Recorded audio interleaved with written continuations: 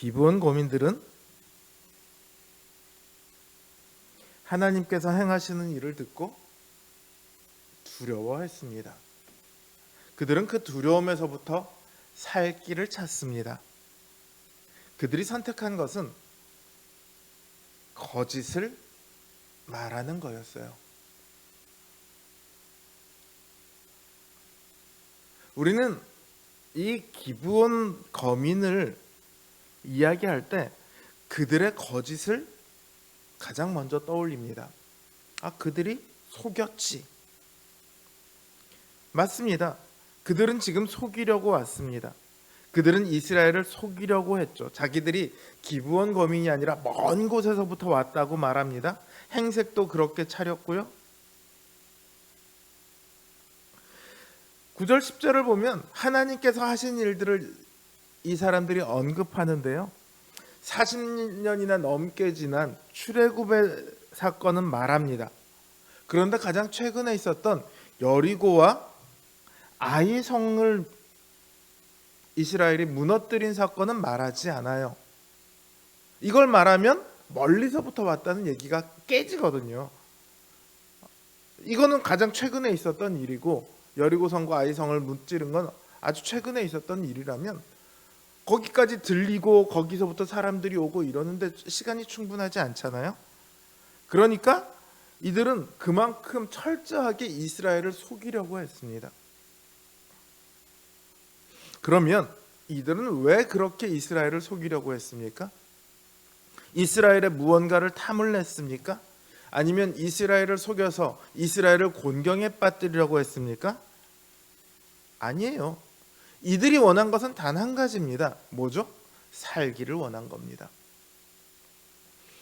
거짓을 했는지 아닌지 그 이전에 이들은 살고자 했습니다. 살기 위해서 그들은 거짓이라는 방법을 선택한 것뿐입니다. 에이, 그래도 거짓말했잖아요. 신자라면 사실 이 거짓말한 기브온 거민에 대해서 당연히 거부감을 일으키는 것이 당연하죠. 거짓말로. 그것도 우리 편이라고 여겨지는 이스라엘을 속인 건데 거짓말한 거 맞아요.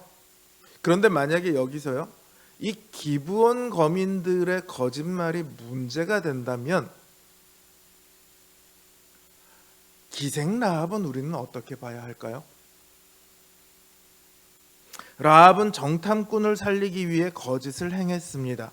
그러나 궁극적으로는 자기가 자기 자신의 가족들을 살리기 위해 정탐꾼을 위해서 거짓말을 한 거예요.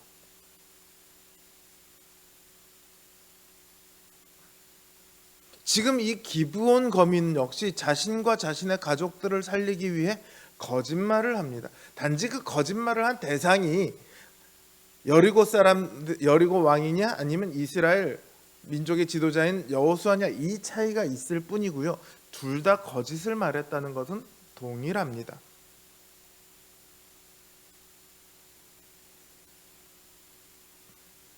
이들과 라합 사이에 차이가 있을까요? 물론 신명기 7장 1절에서 3절을 보면 모세는 여호수아와 이스라엘 백성들에게 가나안 땅에 들어가면 그 땅의 족속들과 아무런 언약도 맺지 말라 이렇게 말을 합니다. 제가 읽어볼게요. 내 하나님 여호와께서 너를 인도하사 내가 가서 차지할 땅으로 들이시고 내 앞에서 여러 민족 헷 족속과 기르가스 족속과 아모리 족속과 가나안 족속과 브리스 족속과 히위 족속과 여부스 족속 곧 너보다 많고 힘이 센 7 족속을 쫓아내실 때에 내 하나님 여호와께서 그들을 내게 넘겨 내게 치게 하시리니 그때에 너는 그들을 진멸할 것이라. 그들과 어떤 언약도 맺지 말 것이요 그들을 불쌍히 여기지도 말 것이며 또 그들과 혼인하지도 말지니. 언약도 하지 말고 불쌍히 여기지도 말고 혼인하지 말라. 그들과 가까이 하지 말라는 거예요. 이 모세의 말을 따르면 이들은 기브온 거민과 결코 화친을 해서는 안 됩니다. 그런데 지금 이스라엘은 거짓말에 속아 넘어갔습니다. 이 앞에 7절을 보면요, 이스라엘이 이렇게 말해요. 너희들 히위 사람이고, 히위 사람은 아까 하나님께서 진멸하라고 했던 그 가나안 7족속 중에 한 족속입니다. 너희들은 히위 사람이고 우리 중에 거하는 것 같으니까 우리가 너희와 약조할 수 없다, 이렇게 말했거든요. 그런데도 이들은 여전히 아니라고, 자신은 먼 데서 온 사람이라고 자신들의 마른 떡을 내보입니다. 먼 길을 오느라 떡이 이렇게 다 말라 비틀어지고 곰팡이가 폈다. 포도주를 담은 가죽 부대도 다 찢어지게 되었다, 이러면서 보여줍니다. 옷과 신발도 다 낡았다, 이러면서 보여줍니다. 이들은 제발 이스라엘이 속아 넘어가 줬으면 하는 간절함을 가지고 지금 이걸 하고 있는 거예요. 내가 이걸 보여주면 반드시 내가 쟤네들을 속여 넘길 수 있어, 이런 마음이 아닐 거예요. 이렇게라도 해서 그들을 제발 속여 넘길 수만 있다면, 그래서 그들이 우리를 살려주겠노라고 맹세하게 할 수만 있다면 얼마나 좋을까. 그 일말의 기대를 품고 이들은 지금 거짓을 말하고 있는 거예요. 그 간절함이 그들의 말에 고스란히 담겨 있습니다. 11절을 보면요, 자신들은 뭐라고 얘기하냐면 우리는 당신들의 종이니, 이렇게 얘기합니다.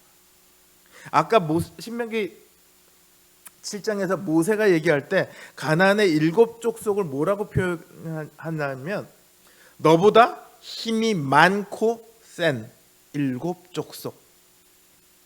그 중에서도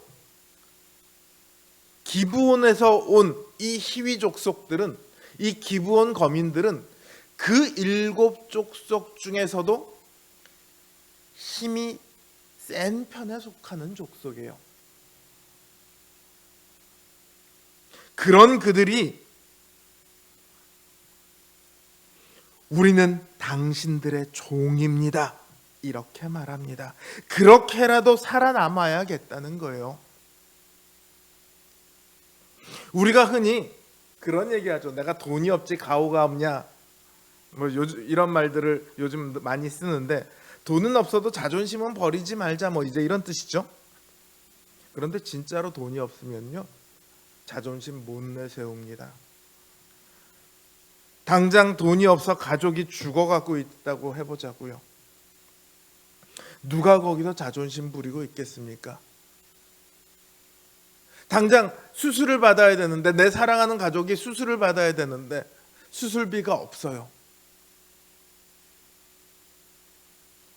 그러면 친한 사람 안 친한 사람 할 것 없이 일단 다 전화를 하고 봐야 합니다. 그게 보통 사람들이죠.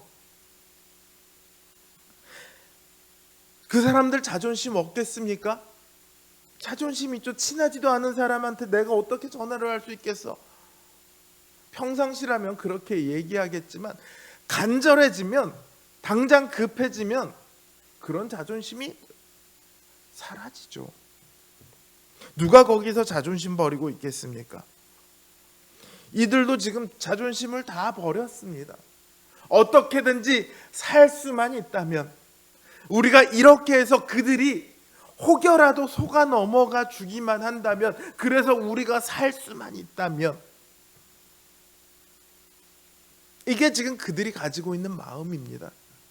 여러분, 우리의 신앙의 출발점은요, 이 간절함입니다.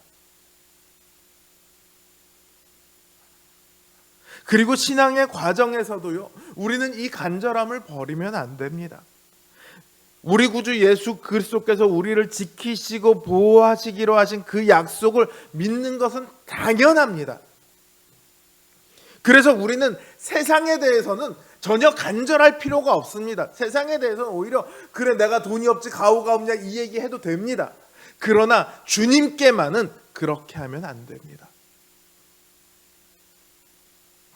주님께만은 간절함으로 나서야 합니다. 그래야 하나님 앞에 쓸데없는 허세를 안 부립니다. 그래야 하나님 앞에 자존심 안 내세울 수 있습니다. 하나님 앞에 그런 게 뭐가 소용이 있습니까? 하나님이 아니면 안 된다는 그 간절함이 우리를 어디로 보내냐? 기도의 자리로 보냅니다.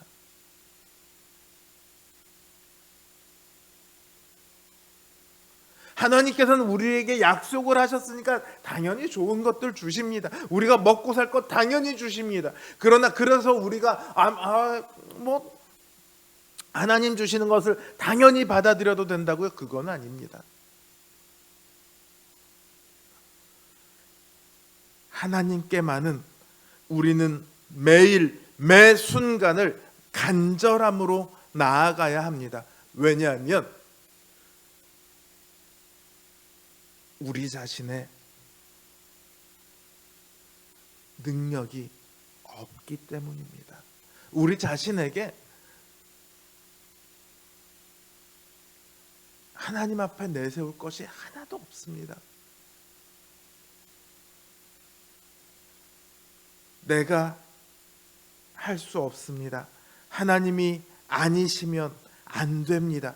그 고백이 하나님을 기쁘시게 하는 고백이라고요. 하나님, 제가 하나님을 위해서 이것도 했고 이것도 했고 이것도 했고 이것도, 이게 아니고요.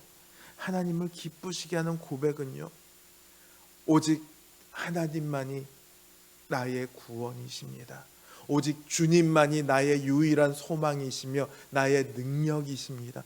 주님 앞에 간절함으로 무릎 꿇을 때 하나님께서는 그 고백을, 그 기도를 가장 즐거워하십니다. 이제 간절함으로 하나님 앞에 엎드리시길 바랍니다. 간절함으로 간구하시길 바랍니다. 하나님께서는 오늘 우리의 그 간절한 기도를 기쁨으로 응답해 주실 줄 믿습니다.